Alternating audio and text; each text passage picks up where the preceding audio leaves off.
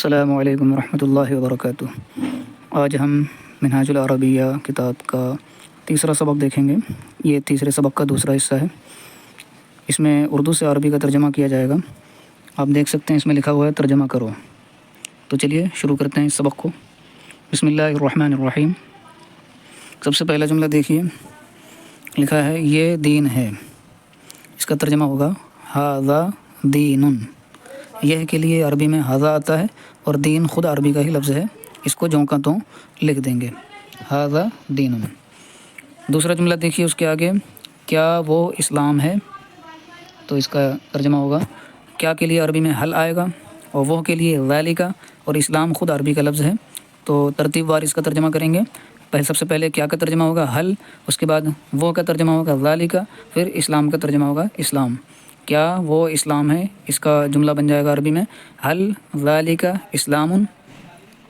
اچھا، یہاں پر ایک چیز اور رک کے تھوڑا سمجھیں کہ پچھلے سبق میں آپ نے پڑھا تھا کہ ماں کا معنی بھی کیا ہوتا ہے، یعنی کیا کے لیے عربی میں ماں آتا ہے، اور یہاں پر اس سبق میں آپ نے پڑھا کہ حل کا ترجمہ بھی کیا ہوتا ہے، یعنی عربی میں دو لفظ ہو گئے کیا کے لیے، ایک ماں ہو گیا اور ایک حل ہو گیا۔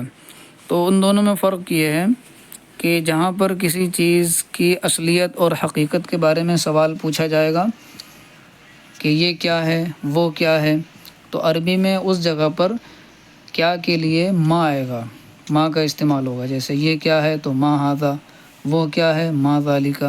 لیکن جہاں پر کسی سوال کے جواب میں ہاں یا نہ کہا جائے، یعنی کسی سوال کا جواب ہاں یا نہ میں طلب کیا جائے کہ کیا یہ لڑکا ہے، کیا یہ لڑکی ہے، یا کیا یہ کتاب ہے، کیا یہ کاپی ہے، تو یہاں پر ہاں یا نہ کا جواب آئے گا، تو ایسی جگہ پر کیا کے لیے حل کا استعمال ہوگا۔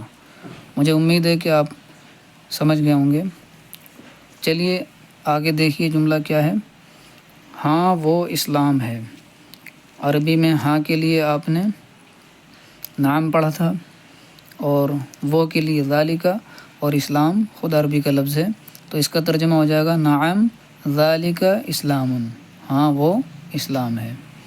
اس کے آگے دیکھیے سب سے آخری جملہ پہلی لائن کا، یہ قرآن ہے۔ اس کا عربی میں جملہ اس طریقے سے بنے گا ھذا قرآن، یہ کے لیے ھذا آئے گا اور قرآن خود عربی کا لفظ ہے، اس کو اسی طریقے سے لکھ دیں گے۔ دوسری لائن میں آ جائیں، پہلا جملہ دیکھیے، کیا وہ عربی ہے۔ یہاں پر بھی کیا کے لیے حل کا استعمال ہوگا، ماں کا استعمال نہیں ہوگا، کیونکہ یہاں پر ہاں یا نہ کا جواب طلب کیا جا رہا ہے سوال میں، کیا وہ عربی ہے۔ اب یا تو جواب ہاں میں ہوگا یا نہ میں ہوگا، تو ایسی جگہ پر کیا کے لیے آپ کو عربی میں حل کا استعمال کرنا ہے، ماں کا استعمال نہیں کرنا ہے۔ اس کا ترجمہ ہوگا حل، وہ کے لیے آپ نے پڑھا تھا ذالک، اور عربی کے لیے عربی، عربی خود عربی کا لفظ ہے، کیا وہ عربی ہے، حل ذالک عربی۔ اگلا جملہ دیکھیے، ہاں وہ عربی ہے، اس کا ترجمہ ہوگا نعم ذالک عربی۔ اگلا جملہ دیکھیے، یہ کتاب ہے، ھذا کتاب۔ اس کے آگے دیکھیے آخری جملہ دوسری لائن کا، کیا وہ فارسی ہے، حل ذالک فارسی۔ تیسری لائن میں آ جائیں، پہلا جملہ دیکھیے، نہیں وہ عربی ہے۔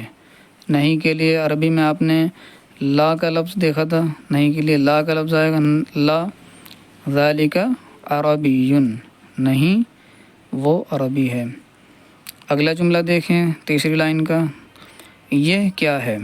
اب دیکھیں یہاں پر کسی چیز کی حقیقت کے بارے میں پوچھا جا رہا ہے، تو یہاں پر کیا کے لیے ماں کا استعمال ہوگا، تو سب سے پہلے ماں کا استعمال کریں گے، ماں، اس کے بعد یہ کی عربی آئے گی ھذا، تو جملہ ہو جائے گا ما ھذا، یہ کیا ہے۔ اس کے آگے دیکھیں وہ کیا ہے، اس کو بھی اسی طریقے سے بنائیں گے، بس یہ کی جگہ وہ یہاں پر آیا ہے، تو اس کے لیے ھذا کی بجائے آپ کو ذالک کا استعمال کرنا ہے۔ وہ کیا ہے کہ عربی ہوگی ما ذالک۔ اس کے آگے دیکھیں آخری جملہ تیسری لائن کا، میں کون ہوں۔ کون کے لیے آپ نے پڑھا تھا من، اور میں کے لیے پڑھا تھا انا، تو سب سے پہلے کون کی عربی آئے گی؟ من، کیونکہ عربی میں جس لفظ سے سوال کیا جاتا ہے وہ سب سے پہلے استعمال ہوتا ہے. تو یہاں پر کون لفظ جو ہے اردو میں ہے ہندی میں ہے، اس کے ذریعے سے سوال کیا جا رہا ہے، تو اس کی عربی آپ کو سب سے پہلے لانا ہے. تو من پہلے لکھیں گے، اس کے بعد انا لکھیں گے یا کہیں گے من انا، میں کون ہوں. چوتھی لائن میں آ جائیں. سب سے پہلا جملہ دیکھیں، تو کون ہے. یہاں پر انا کے بجائے انت آئے گا اور کون کی عربی من آئے گی. تو جملہ ہو جائے گا من انت، تو کون ہے. دوسرا جملہ دیکھیں چوتھی لائن کا، یہ کون ہے.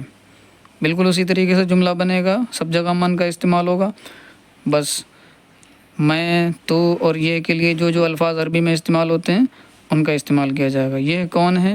من ھذا. تیسرا جملہ دیکھیں چوتھی لائن کا، کیا تو مسلم ہے. یہاں پر کیا کے لیے حل کا استعمال ہوگا، کیونکہ ہاں یا نا میں جواب طلب کیا جا رہا ہے. حل انت، کیا تو مسلم ہے. سب سے پہلے حل کا استعمال ہوگا، پھر تو کی عربی آئے گی انت، پھر مسلم خود عربی کا شبد ہے، اس کو اسی طریقے سے کہا جائے گا. حل انت مسلم. اس کے آگے دیکھیں سب سے آخری جملہ چوتھی لائن کا، ہاں میں مسلم ہوں. ہاں کے لیے سب سے پہلے نعم، اس کے بعد میں کے لیے عربی میں انا آئے گا، نعم انا مسلم. آج کے سبق میں اتنا ہی. اگلی ویڈیو میں انشاءاللہ اگلے سبق کو دیکھیں گے. چینل پر نئے ہیں تو ویڈیو کو لائک کر لیں، چینل کو سبسکرائب کر لیں اور بیل آئیکن کو پریس کر لیں تاکہ ہر نئی ویڈیو آپ تک آسانی سے پہنچ سکے. اگلی ویڈیو میں پھر ملتے ہیں، تب تک کے لیے اللہ حافظ.